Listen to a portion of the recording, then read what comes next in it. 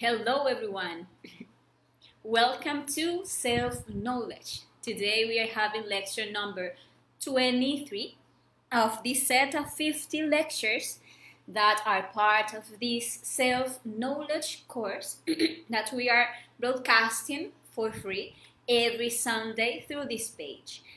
Today we are having a very interesting topic. Today we are going to be talking about fanaticism and mythomania.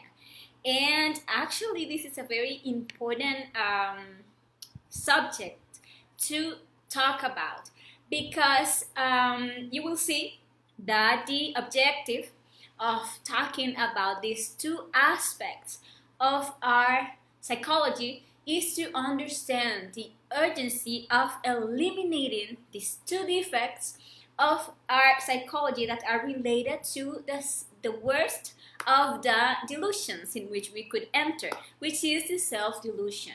And we need to work on them in order to advance in the objective work.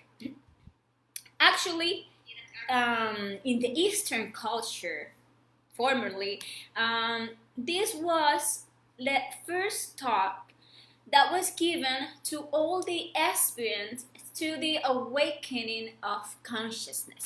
And this is because this is one of the first obstacle that we are going to find in this path, which is the self-delusion. So this is the reason why this is so important. So the purpose that we are pursuing with this lecture is that we get to identify these defects, the fanatic and the mythomaniac, in our psychology.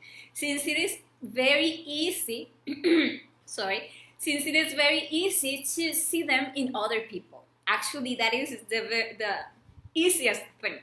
But the most difficult thing is to discover those details in our own psyche.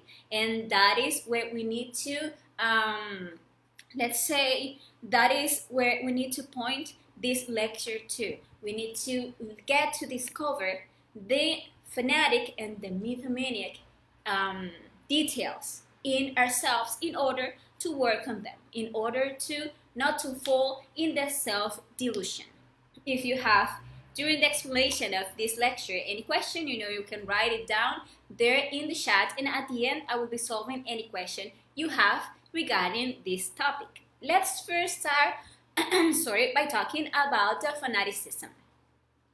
And as I was saying, let's make an effort to discover the fanaticism in ourselves.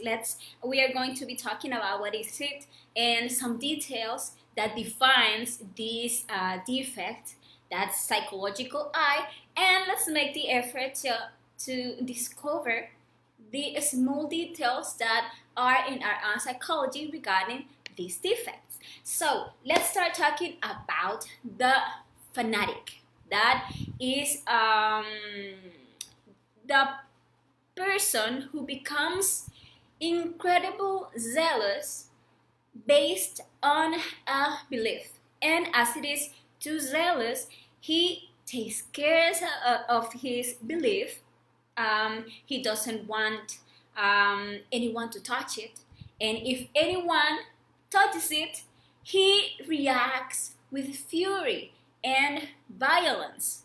And the thing is that we can see that we become fanatics to many things. To a sports or to a football team, to a political party, to a music genre, or I think the worst type of fanatic is the religious fanatic. You know that. And because in that case is the salvation of our soul what is at stake. So for that reason, because of the fear, of hell and so on, that is like the most also dangerous type of fanatic. But what we need to reflect, and what the fanatic doesn't reflect, is that any type of fanaticism is just a social conditioning. Actually, if you think about it, if you reflect on it, and you say, okay, I'm so fanatic about a political party, for example, and if you reflect on that, and you just like wants to deep or deepen on that, you just need to think that in case you was born in another country, you have a different political party. If it is a football team, let's say, for example, if you was born in a country that doesn't play football at all, and it's just like baseball or basketball, what is played there, then you wouldn't have that strong emotion in relation to that specific sport team. But if you get it to the music gender we were talking about, and you think that if you, or when you were born in a different era, or in a different culture, or even in a different country right now, you would have a different music gender, which you find it is the best and the most important and the most incredible. And if you get to the religious thing, and you reflect about it, you would you have to understand that it's just a social condition. That if you are Christian, or if you are let's say Buddhist or whatever, it is because you were born in just a part of the world. Probably if you have been born in another part of the world, somewhere in Asia, for example, or in some tribe, you would have very different beliefs. And this is something that you get if you reflect on it. But what happened? That the fanatic doesn't reflect. He just get obsessed with his concept, with his idea, with his belief. And it's like if the mind gets like so fixed in something that nothing can get into it, so he cannot like reflect. And the fanaticism, if you watch it, it is a disease of the mind. It ends up becoming a disease of the mind, because the person starts like developing just a blind faith. The person doesn't check, just believe. Even though if you are like let's talk about the atheism, the materialism, you can be the same fanatic, because you just like grab your idea, your concept, your belief, and you think it is the best, you think it is the only thing, but you haven't reflect on the fact that you just believe in that. You don't know it, you haven't proved that.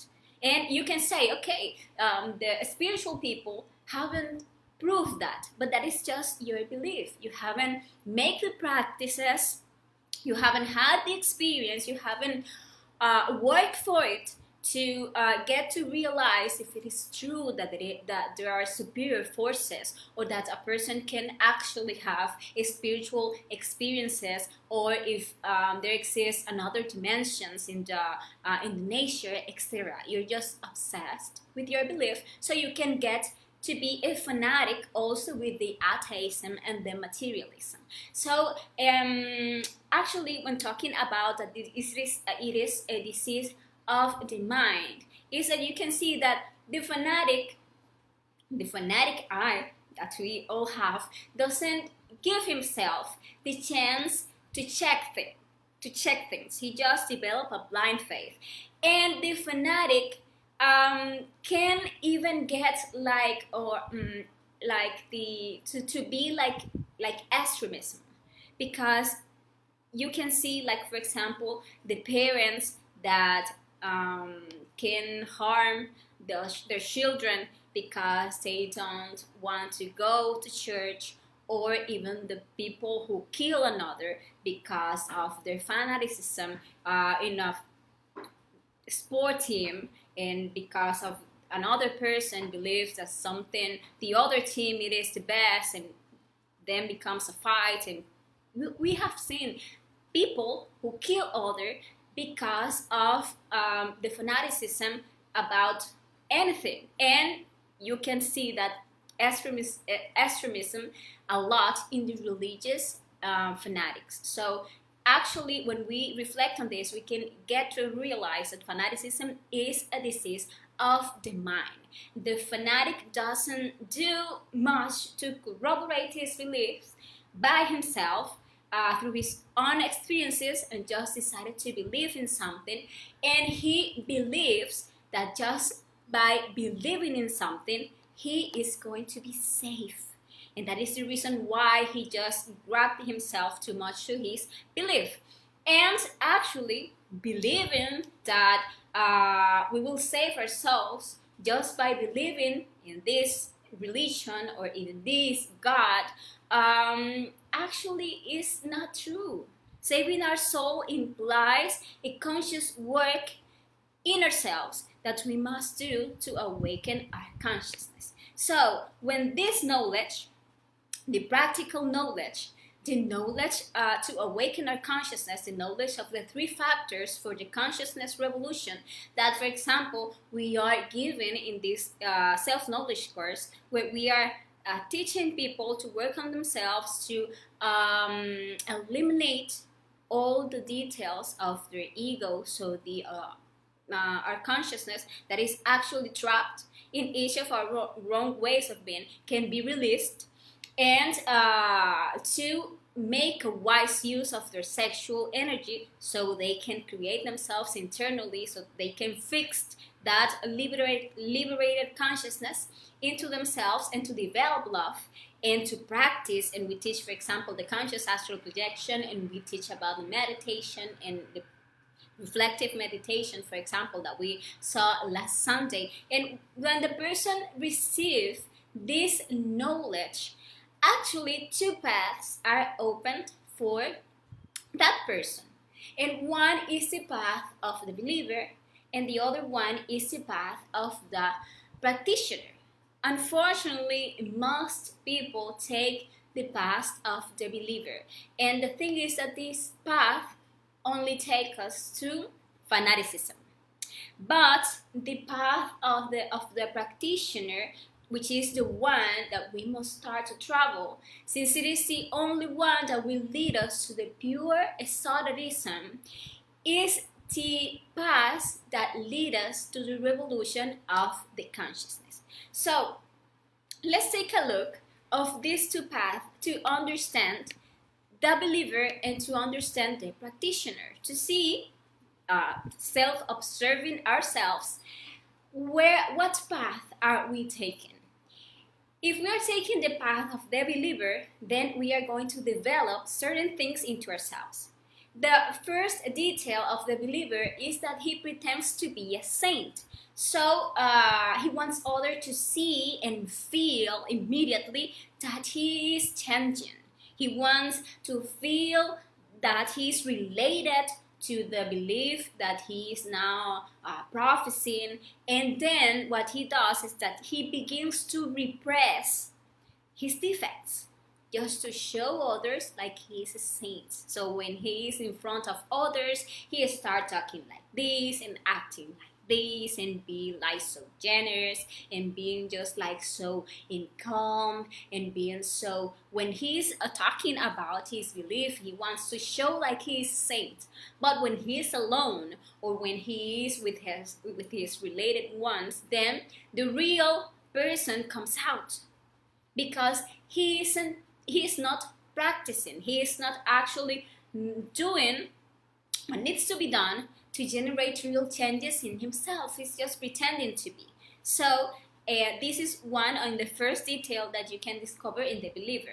The second one is that he is an intellectual. He loves to nourish himself with, or let's say, intellectually. He wants to read books regarding the topic. He wants to search on the internet. He wants to watch more and more videos. He loves finding someone who talks about that thing that he's interested in, and he just starts nourishing himself intellectually, and he just settle for reading about it. For example, here in this course we teach the astral projection.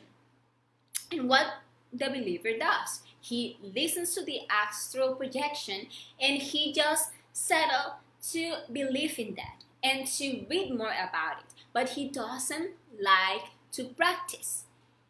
And as he doesn't like to practice, obviously he's never going to have a actual direct experience. He's not going to get a self-knowledge regarding, for example, the astral projection. But we also teach about the psychological death. We teach here about self-observing, discovering our different wrong ways of being, comprehending them, and eliminating them with the help of our Divine Mother to get to obtain real changes in ourselves, to get to free ourselves from our ego. So the believer, as he doesn't like to practice, he just settled to believe in that. Yes, it sounds good, but he doesn't practice it, so he never gets a real knowledge about the psychological death.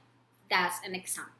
Another detail of the believer is that as he doesn't practice, as he never gets to have a knowledge, a self-knowledge, he follows others. He's always going to look for a leader to follow to. And that is also a mistake that is made in these studies.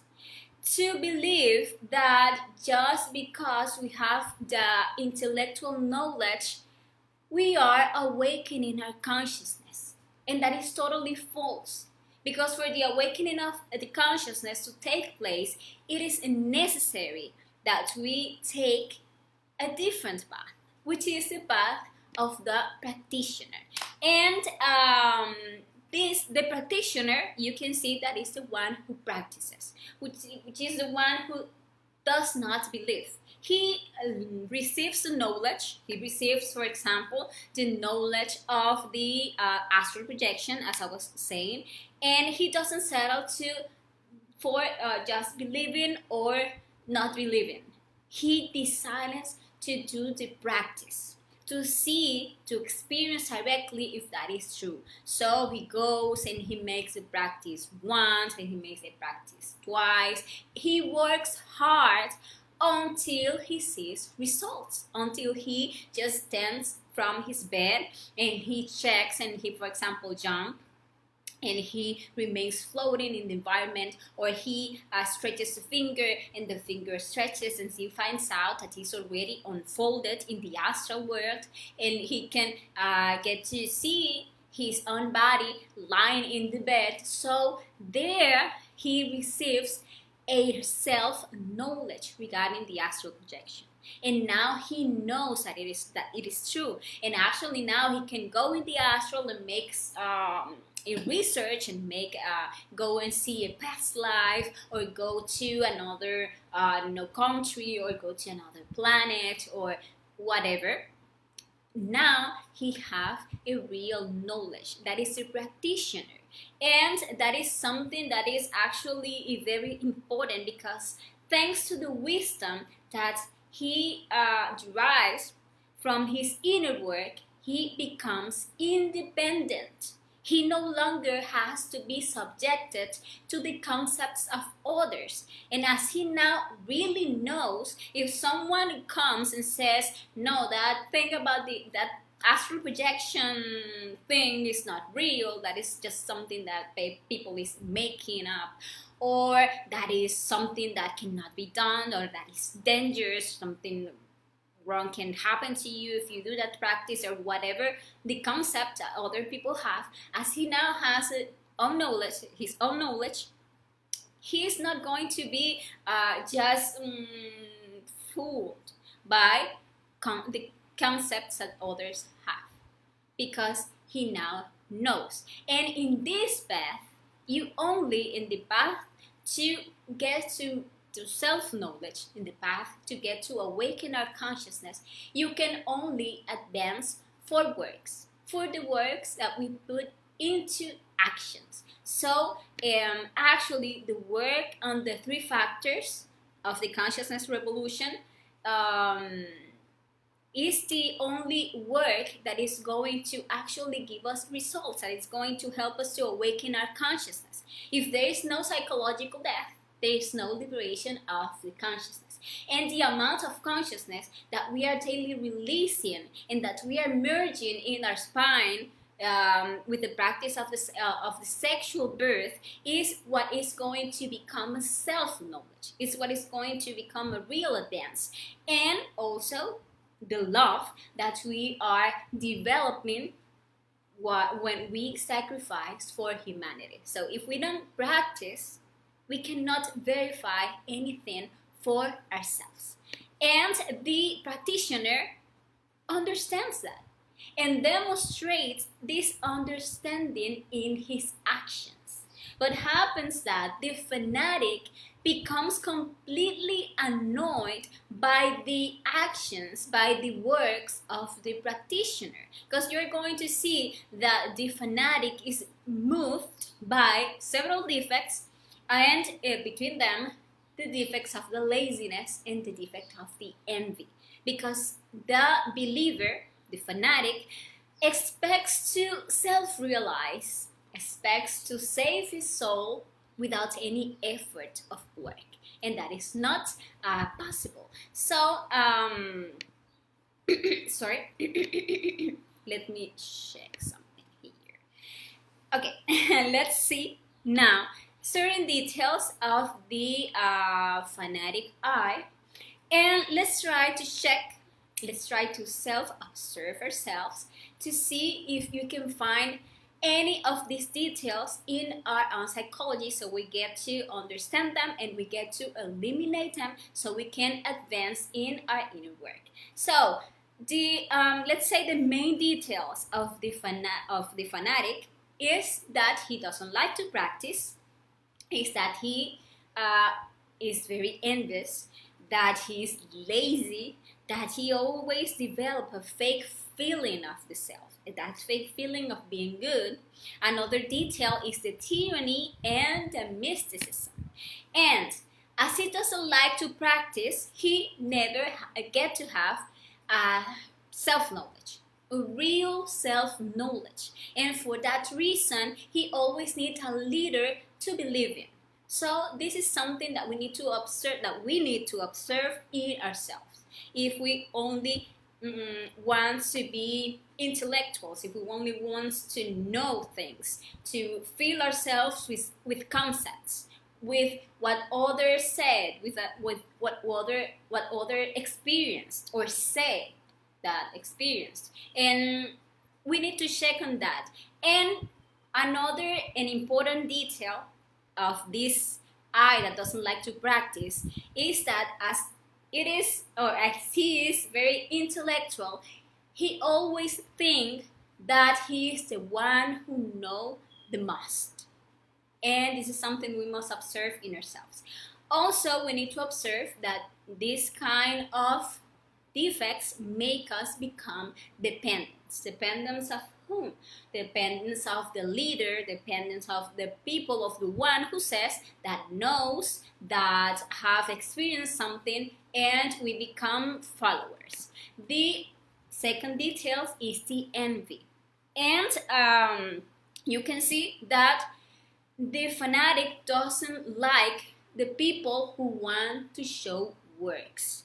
And if someone tries to practice, then he seeks to discourage that people, to take away his strength. And also, they always appear criticizing their peers. And he starts calling the others fanatics, and he's always looking for the mistakes in everything that others do, but they don't do it themselves. And the fanatic begins to attack the practitioner and to call him, like, why are you doing so much? I mean, take it easy. I mean, you're getting so fanatic, and so on. And the only, what is pursuing that person is to take away the strength of the practitioner. The other detail of this defect is the laziness. And actually, the problem is that these defects make us believe that the awakening of consciousness is very easy. Therefore, we spend it just postponing. So we postponed starting to work on ourselves. We postpone starting to achieve chastity. We postpone starting to teach the knowledge. And so the years go by without doing anything for our awakening, just feeling ourselves intellectually.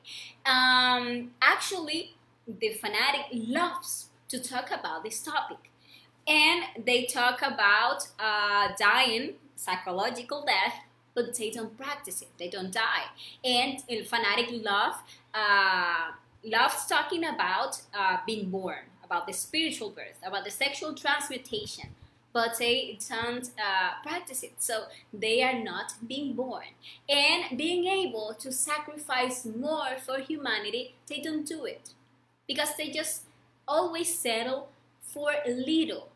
And what happens that they think that that little thing they do are just great, and they actually feel like they are better than others. And they are better than the ones that doesn't share his concepts or belief. They actually feel like they are special. And this is because we start developing a fake feeling of the self. And that is that we feel that we are fine, that we are doing good, that we are becoming spiritual, that we are waking up, that we are advancing spiritually without even having begun to work on ourselves. And that is the false feeling of the self. It doesn't let us see that we have all the ego alive. And the biggest mistake that we can make is to believe and feel that we are good, because we don't understand that only the practice makes the master. And we don't and these defects doesn't let us see that we have inside of us all our ego still alive, and we settle for little. And when we get into that fake feeling, actually we cloud all possibilities of awakening, all possibilities of seeing our ego and seeing that our inner work is still undone in ourselves. So that is very true, that the biggest mistake that we can make is to believe and feel that we are awakened, that we are good. That is actually something that we need to check in ourselves. Another detail of the fanaticism is the tyranny. And you can see that the fanatic loves to accommodate themselves as instructor. But when go on to teach, they are teaching what they don't practice. They are doing it just because they think they know more than others. Then he begins to try to make everyone become a fanatic just like him. He begins to tyrannize them. And that is because they always think they are doing better than others. And actually, and this is something very common, they look at others as condemned because the other person doesn't accept their belief, doesn't think like them. And we can see that in ourselves when we want to force our friends or our partner or our children, to accept what we believe, when we want to force them. Then we can see this detail of the tyranny. And the last detail that we are going to talk about, the fanaticism, is the mysticism. And the fanatic seeks to turn this teaching into a religion. And because they are fans of the ritual, they are fans of the external forms, of the clothes, of the poses, of the ceremonies, and they believe that this is what is important for the interior work, and it's not like that. So they get fanatic of, the candles or the sage or the, I don't know, essence or whatever, making the ritual. They think that by making that are awakening consciousness, and that is not true. And another detail of the mysticism is that they begin to point out as negative what doesn't fit their mystical criteria. And actually, we need to start observing this self and working on that, because what fanaticism does is that it put us down and make us useless, make us mediocre forces, and we become worthless beings. And that is why it's so important to study and eliminate that fanatic self from ourselves. Now let's take a look about the mythomania, but allow me just a second.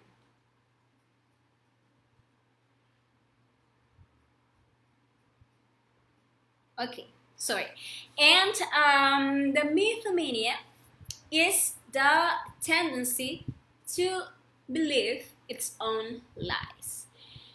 We need to begin to reflect in this defect, because it is most of the time difficult to find this in ourselves. But if we observe that sometimes one tells a lie and we repeat it so many times that there comes a time when one no longer knows if it happened or not. And the mythomaniac gets used to lying and doesn't see telling lies as something bad.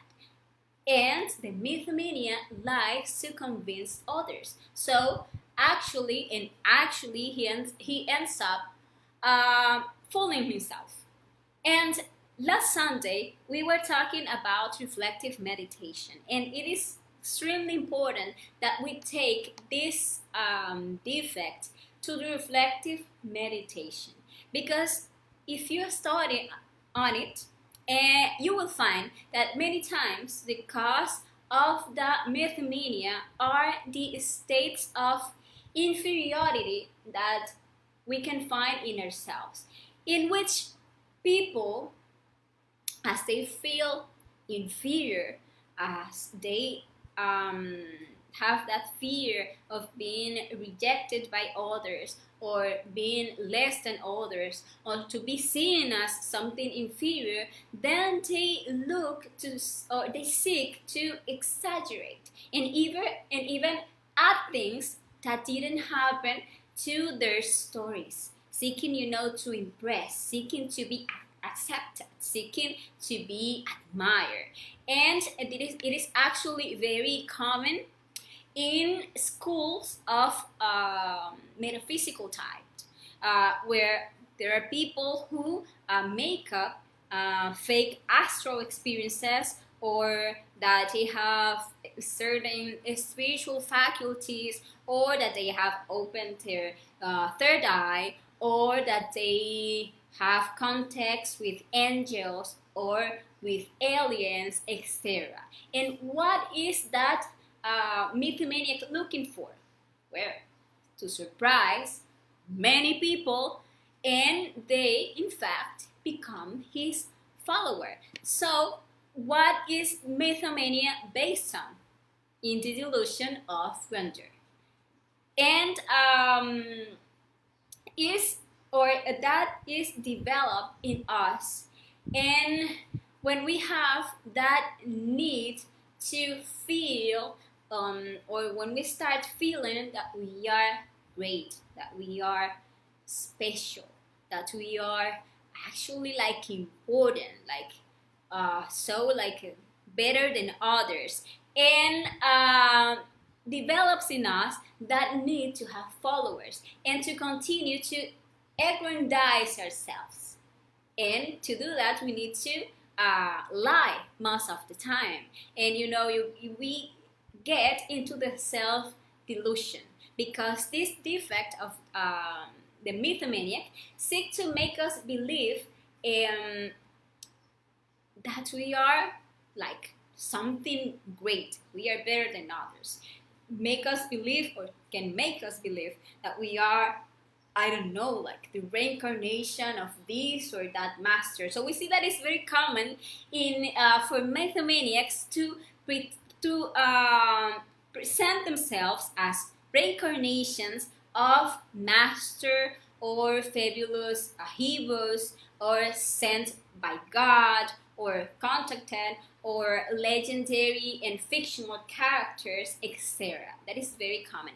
And the worst thing about the mythomaniac is that he doesn't only harm himself, but as he believed his own story, and he believes it so much that he ends up actually convincing others to become his followers.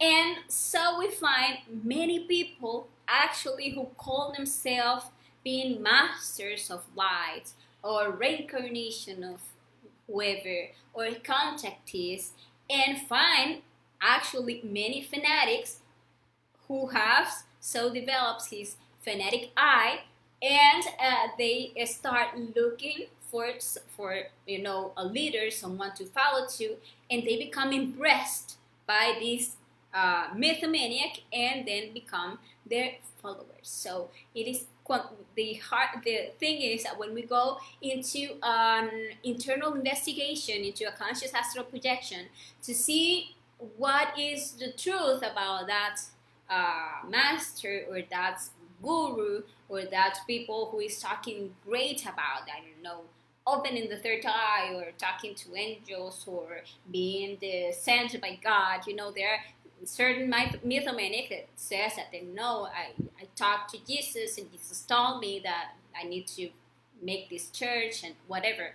And when we go in the internal worlds, and we investigate in a conscious astral projection, these people, most of the time, we find out that they are actually fake, that they are most of the time they are actually black magicians. And that is the reason why we teach the conscious astral projection, and we teach the conjurations, so everyone goes into the astral world and investigate that religion, that school, that I don't know, organization, or whatever you are in. The knowledge that we are receiving, you can investigate anyone, and internally your own being can show you what kind of or the real level of spirituality that the person who is talking has. So it is very important to make our internal investigations. Let's see some details of the mythomania, so we can study that in ourselves. So the first, as we were talking, is the delusion of grandeur. So he's always going to seek, to see himself and to be seen by others as someone great, someone very special. So if inside of you have like that need of gaining power, or gaining or being accepted, or that people think that you are, I don't know, something great, those are small details that can take you to to become a mythomaniac. So it is important that when we discover one of these details in ourselves, we get to observe that. Even we can take it to the reflective meditation to deepen on that, and we get to eliminate, once we comprehend it, we get to eliminate that from our psychology, practicing the psychological death. The second detail is that he trying to see himself bigger, to be seen bigger and bigger. He always have to resort to lies to convince people. So he starts making up astral experiences and stories. So this is something that we must observe in ourselves. We have this need sometimes to add something to make a story that we are taking to be seen as the hero of our story, of the better one, or whatever. That is a detail of the mythomaniac in ourselves. The third detail is that is always looking for followers. So he's always going to seek to induce people to follow him. You know, a person who is really awakening his consciousness is going to always teach people to look for their own being, to find their master inside of them. But the mythomaniac is always try to make people dependent. That is a common detail.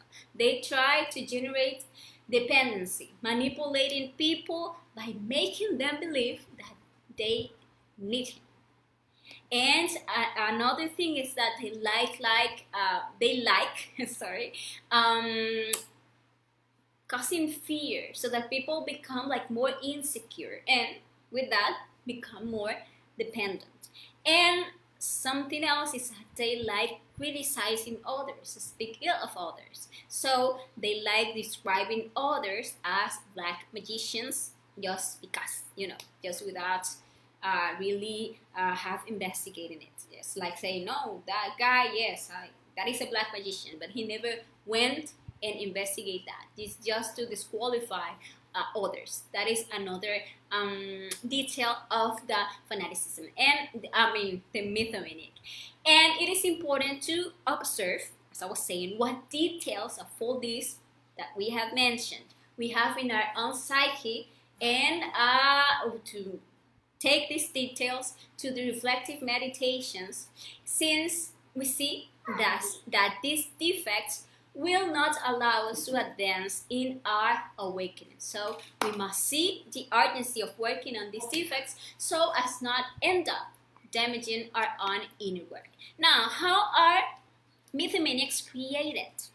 Well, first by personification. So they start believing that they are this or that elevated being just because of an astral delusion. So as I said, many people said that they have seen Jesus in a dream, and then he told them to set up a church, and other people by the astral projections or delusions, because actually these are projections that these own eyes create for the people. And they have dreams where they see, I don't know, that angel or that guy who tells them whatever, but it wasn't a conscious astral projection.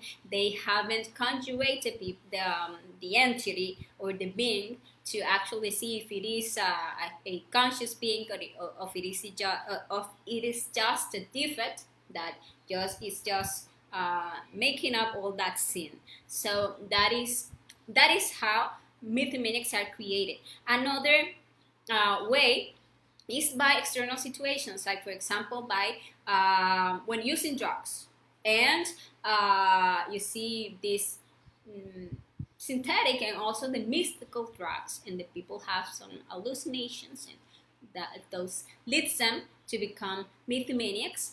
And the fourth way is because of the fanaticism.